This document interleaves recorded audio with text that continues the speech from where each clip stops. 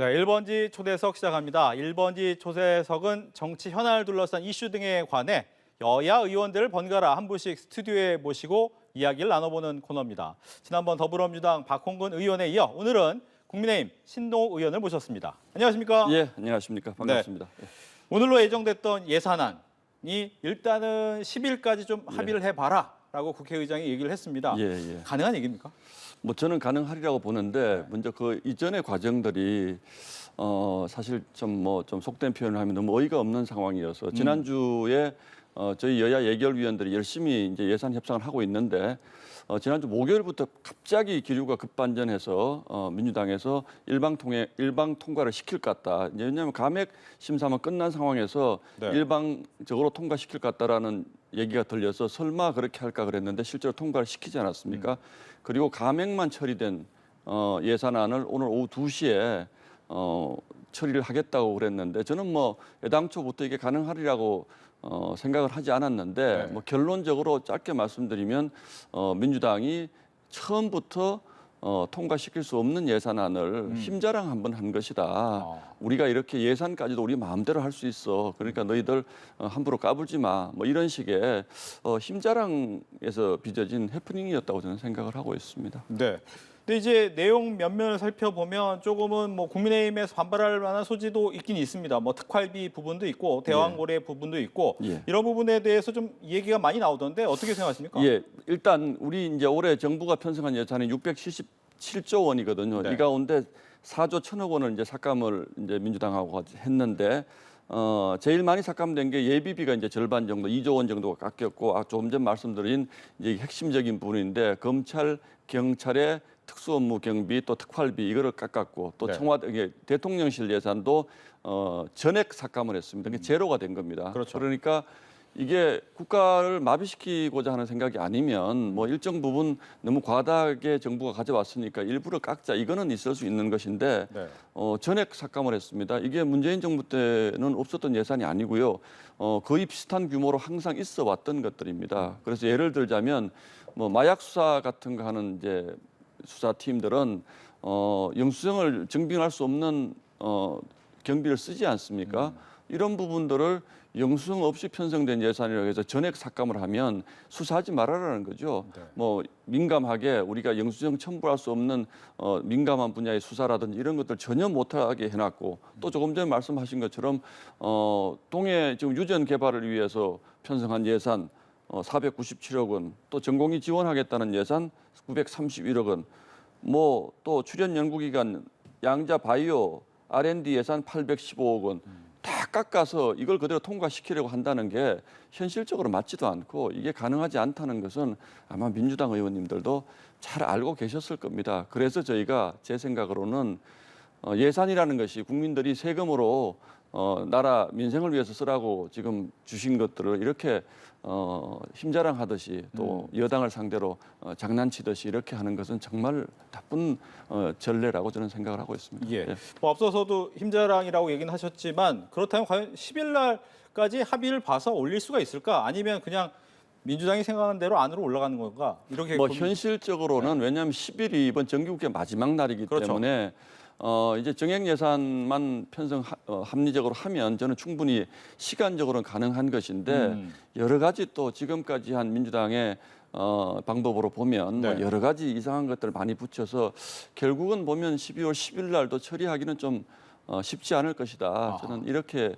예상을 하고 있습니다. 민주당이 단지 예산만 가지고 이렇게 하는 것이 아니고 뭐 특검법이라든지 또는 국정조사라든지 이런 여러 가지 것을 연계해서 지금 일종의 정치적 전략으로 지금 이렇게 하고 있는 것이라고 저는 보고 있거든요. 그래서 좀 순수하게 하면 뭐 12월 10일까지 충분히 가능한데 저희는 그렇지 않다고 보기 때문에 어려울 가능성이 높다 그렇게 예상을 하고 있습니다. 또 오늘 본회의에서 보고된 내용 중에 하나가 최재해 감사원장 그리고 검사 3명에 대한 탄핵안이 있었습니다.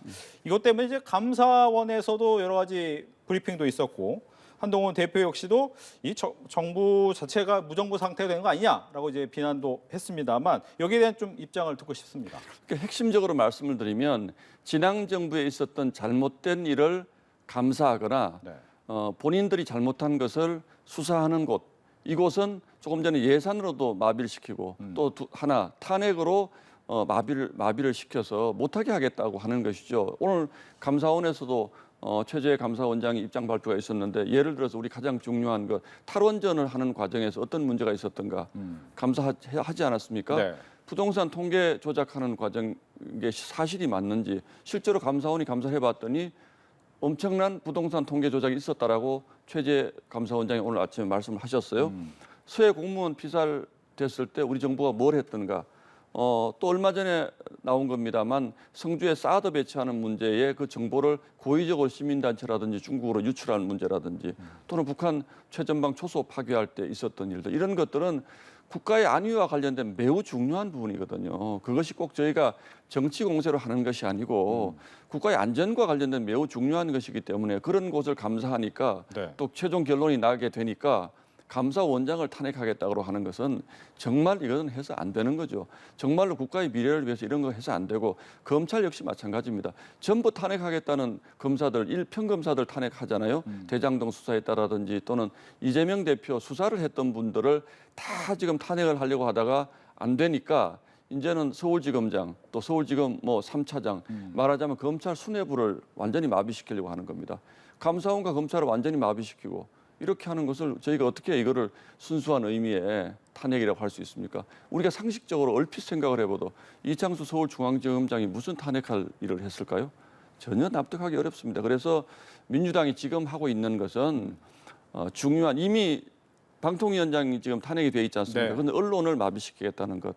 그럼 서울지검장 가장 검찰의 핵심 수사 지휘관인 서울지검장, 중앙지검장 탄핵하고 감사원장 탄핵하고 국가의 중요한 국가의 근본을 잡는 매우 중요한 위치에 있는 분들 전부 탄핵하겠다는 거예요. 그리고 한편으로는 예산 자르고 이렇게 해서 이 정부를 무력화시키겠다. 이것 이상으로 저희가 해석할 길이 없습니다. 이 부분은. 예. 알겠습니다. 또 하나가 이제 지난주였죠. 상설특검 후보 추천 관련해서 규칙을 개정을 했고요. 예. 이게 또 양국관리법 개정안도 통과가 됐습니다. 일단 이게 규칙이기 때문에 이 부분은 거부권 행사가 쉽지 못하죠. 않은 부분이고 예. 양국관리법 같은 경우에는 대통령의 거부권, 즉 제2요건을 할 수 있지만 또 하냐라는 얘기를 들을 수밖에 부담이 없는 되죠. 부분이 있어요. 예. 이 부분 좀 얘기를 해볼까요? 자, 먼저 상설 특검이라고 하는 것은 지금 우리가 우리 국민분들이 많이 알고 계시는 특검은 특정 사안에 대해서 특검 법안을 통과시켜서 하는 것인데 이 네. 상설 특검은 국회에 특검을 두자는 겁니다. 그런데 우리 여당에게 추천권을 완전히 박탈한 규칙 개정을 했기 때문에 쉽게 얘기하면 민주당 산하에 검찰 국을 국회에 하나 두자는 거예요. 말하자면 민주당이 수사하는 검찰국을 국회에 하나 두자는 겁니다. 이게 특검을 두자는 취지에 맞지가 않죠. 뭐 과거에도 그 비슷한 일이 있었다고 자꾸 드루킹 특검 같은 거 주장을 하시는데 특별 사안에 대해서는 예를 들어 대통령이 자 나를 수사하는 거니까 내가 후보 추천 안 할 테니까 여러분들이 객관적이고 중립적으로 해보세요 해서 야당에게 주는 경우는 있어요. 그런데 네. 상설 특검은 그 제가 다 설명 안 드리더라도 민주당의 검찰국을 국회에 두겠다는 것입니다. 양곡법도요. 물론 이제 농민분들이 이제 갈수록 쌀 그 소비량이 줄어들면서 이제 힘들어하시는 건 저희가 알고 있습니다만 이 문제는 구조적인 문제입니다. 쌀이 매년 엄청나게 남아 돌아요. 이거를 올해만 해도 이게 그래서 이제 양곡법이라고 하는 것은 일정 수준 이하로 쌀값이 떨어지면 국가에서 다 보존을 하자는 건데 네. 이게 조 단위 이상의 예산이 들어가는 일들이거든요. 이렇게 그냥 깨진 양동이에 물 붓기식으로 계속 국가 예산을 해가지고 과연 쌀 문제가 해결될 것인가? 저희는 그렇게 하지 말자는 거죠. 이 부분을 구조적으로 우리 농촌 뭐 구조 개혁이라든지 또는 작물을 뭐 다른 쪽으로 유도한다든지 이렇게 똑같은 예산을 쓰더라도 우리 농촌이 더 풍요롭게 될 수 있게 예산을 쓰자는 건데 그냥 쌀 직불금 형식으로 그냥 현금으로 계속 주는 방향은 결코 좋지 않다. 다만 농민분들이 굉장히 어려운 사정에 있는 건 분명하기 때문에 그 부분에 대한 설명을 좀 충분히 드리고 그렇게 할 생각입니다. 그래서 저희가 사실 이제 저희 지역에 지역구 두신 분들도 많고 해서 부담이 되는 것은 사실이지만 네. 저희가 이 부분을 잘 설명을 드리면 아마 지역분, 농촌분들도 다 이해를 하시리라고 저는 생각을 하고 있습니다. 알겠습니다. 국민의힘 내부 얘기로 돌아가 보겠습니다. 예. 최근 당원 게시판 논란으로 좀 얘기가 시끌시끌합니다. 그중에서 이제 한동훈 대표가 김건희 여사 특검법 표결을 앞두고 전략적 모호성을 취하겠다라고 얘기를 했단 말이죠. 이렇게 보는 시각이 많고 이건 어떤 의미입니까? 저는 뭐 전략적 모호성이라고 언론에서 표현을 합니다만 네. 이게 이제 이런 거죠. 다음 주 그러니까 오는 10일 날 김건희 여사 특검법을 민주당이 처리를 하는데 네. 한동훈 대표가 우리가 특검법에 찬성할 수도 있어. 이런 것을 고리로 이제 게시판 문제에 대응을 하려고 하는 것이다. 이제 이렇게 보는 것이 있는데 첫 번째 좀 잘못됐다고 생각하는 건요. 예. 그 특검법 처리에 대한 저희 당의 입장 그리고 저희 당 의원들의 입장은 이것은 대통령 탄핵으로 가기 위한 정치적 목적의 특검이기 때문에 네. 절대로 받을 수 없다라는 입장이 분명합니다. 그렇기 때문에 한동훈 대표가 어떤 말씀을 하든 이 부분을 가지고 지나치게 해석을 해도 그거는 뭐 대세에 큰 지장이 없다라고 생각하고 다만 이 게시판 문제가 상당히 이제 몇 주를 지나왔기 때문에 그렇죠. 당 내부에서도 의원님들 개별적으로는 각각 다른 생각을 가지고 있는 분들 굉장히 많이 있습니다. 그래서 해법에 대한 다양한 의견이 있는 것은 사실인데 이렇게 사실관계를 잘 모르는 상태에서 자꾸 얘기를 하는 것이 오히려 우리 당에 부담이 되고 또 저희가 이게 뭐 큰 내부 갈등이 있는 것처럼 자꾸 보이기 때문에 지난주에 우리 원내대표도 당분간 좀 이런 거에 대한 잘 모르고 이렇게 막 나가서 얘기하고 하는 것들은 좀 자제하자. 그래서 일단은 좀 자제령을 내리고 있고 네. 그래서 조금 막 이 과열된 상태에서 좀 차분한 상태로 이 문제를 우리가 어떻게 하는 것이 가장 합리적인 것인지 좀 생각해보자. 좀 이런 상태입니다. 그렇기 예. 때문에 이걸 뭐 특검 법안 처리하고 연계를 해서 해석하시는 거는 지금으로서는 뭐 그렇게 크게 저는 큰 의미가 없다라고 보고 있습니다. 네. 말씀하신 것처럼 이제 올해 좀 끌어왔잖아요. 그러다 예. 보니까 왜 이거 시원하게 못 끝내 이런 얘기를 가장 많이 했는데 그러다 보니까 이제 3주 만에 최초 의혹 제기자에 대한 고발 조치 게시판 논란에 대해서 처음 있었단 말이죠. 이걸로 좀 변화가 생깁니까? 저도 사실은 개인적으로는 뭐 수사나 이런 쪽으로 가는 것보다는 당 안에서 해결하는 것이 저는 맞다라고 생각을 했던 사람인데 글쎄요, 뭐 수사는 뭐 어차피 수사를 하게 됐으니까 수사를 함으로써 뭐 이 부분에 대한 저희 당내 의문점들 또 국민적인 의문점 이런 것들이 좀 깨끗하게 해소되는 계기가 되기를 바란다. 뭐 이상은 제가 좀 말씀드리기 어려울 것 같습니다. 알겠습니다. 예. 한대훈 대표가 요즘에 이제 민생 행보 같이 하는데 요즘에 좀 힘을 못 받고 있다라는 지적은 있습니다. 아무래도 이 게시판 문제를 잘 털고 나가야 좀 되겠죠? 저는 저희 당의 민생 행보가 네. 힘을 못 받는 이유는 게시판 문제 때문에 그런 것이 아니고 네.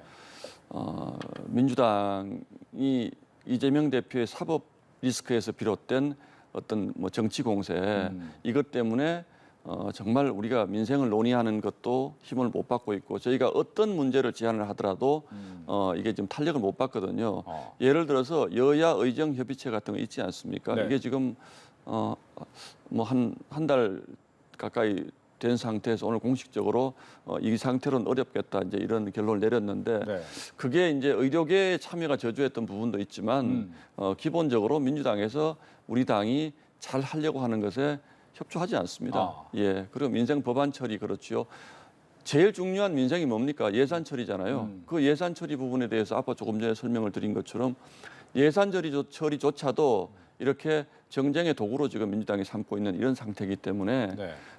저희 당은 정말 그런 것보다는 여당답게 정책 정당답게 민생을 좀 챙기고 우리 연말에 정말 우리 어려운 분들도 좀 돌보고 이렇게 하고 싶은 생각이 굴뚝 같은데 민주당은 당장 주말마다 거리에 나가가지고 시위하고 윤석열 대통령 탄핵 외치고 또 계속 특검 법안 발의하고 이런 상태에서 무슨 민생을 논의하겠습니까? 물론 저희 당 게시판 문제로 국민분들께 심려를 끼쳐드리는 부분이 있고 네.